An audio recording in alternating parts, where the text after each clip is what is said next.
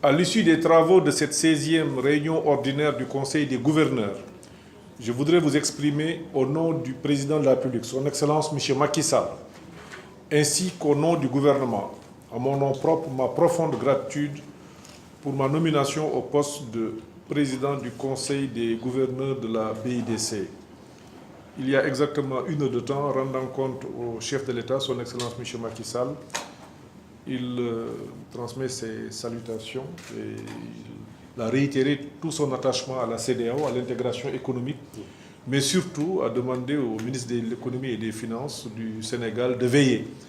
à ce que toutes nos obligations à l'endroit de la BIDC soient réglées. De même qu'il invite les autres pays à en faire de même.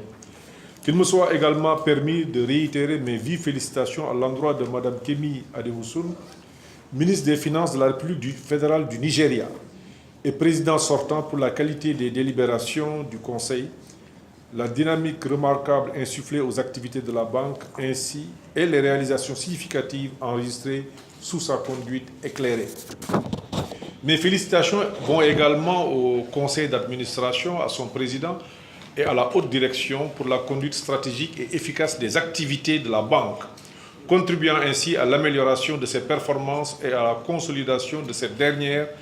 dans son rôle de bras financier de la CEDEAO. Honorables invités, Mesdames et Messieurs, compte tenu d'une part de l'évolution du contexte macroéconomique international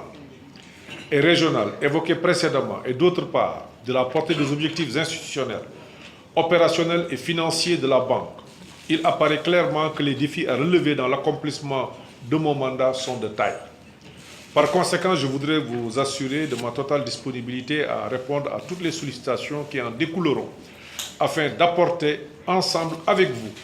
un appui de qualité à la BIDC, notre illustre institution financière dont nous sommes fiers, lui permettant ainsi d'accomplir convenablement sa noble mission de promotion du financement de programmes et de projets de développement, tant nationaux que régionaux, pour l'émergence de la CEDEAO tout entière. Au cours de ce mandat à la tête du Conseil des gouverneurs de la BIDC, un accent particulier sera mis sur la bonne exécution du plan stratégique 2016-2020, dont les 5 objectifs stratégiques sont formulés ainsi qu'il suit. Le renforcement du processus de mobilisation des ressources et l'amélioration de la visibilité de la banque. La promotion de la croissance économique à base élargie et du développement social inclusif. Le renforcement de la coopération et de l'intégration régionale. La durabilité environnementale et enfin l'amélioration de l'efficacité et de l'efficience organisationnelle. La définition du plan stratégique est certes incontournable pour une banque d'envergure comme la BIDC. Cependant, il convient de mettre en exergue l'importance de l'efficacité de sa mise en œuvre, car ce n'est qu'à cette seule condition que les résultats escomptés seront atteints. En termes de réalisation des objectifs régionaux de développement, y compris l'appui au financement du programme communautaire de développement 2016-2020 d'une part, et d'amélioration de ses performances institutionnelles, opérationnelles et financières d'autre part. Honorables invités, Mesdames et Messieurs, les prévisions stratégiques 2016-2020 définies sont de l'ordre de 1223 millions d'unités de compte en termes de mobilisation de ressources, y compris le paiement par les États de la totalité des arriérés en capital. Ces ressources sont de nature propre, concessionnelle et commerciale, seront levées tant au plan régional qu'international. Les prévisions stratégiques sont considérables eu égard aux besoins en financement des projets et programmes, tant nationaux que régionaux. Compte tenu des enjeux ainsi explicités, il nous revient tous d'accompagner fortement la BIDC, notre banque communautaire, surtout en matière de mobilisation de ressources, afin de lui permettre véritablement d'intensifier ses interventions en faveur des États membres de la CEDEAO en vue de leur essor économique et par ricochet leur émergence. Cet appui tant souhaité se traduira par la sensibilisation des instances suprêmes de la CEDEAO,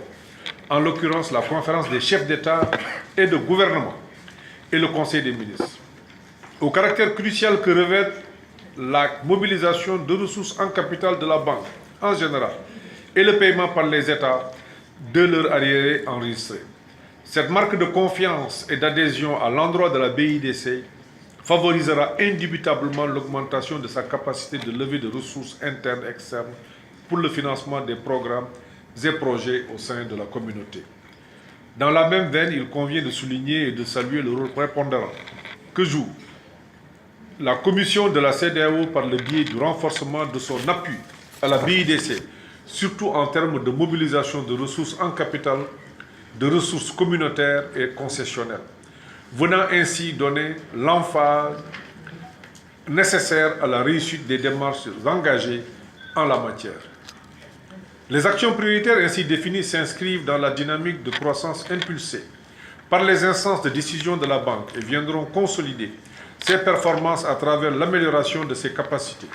l'augmentation du volume de ressources mobilisées et l'intensification de ses financements en faveur de la communauté tout entière.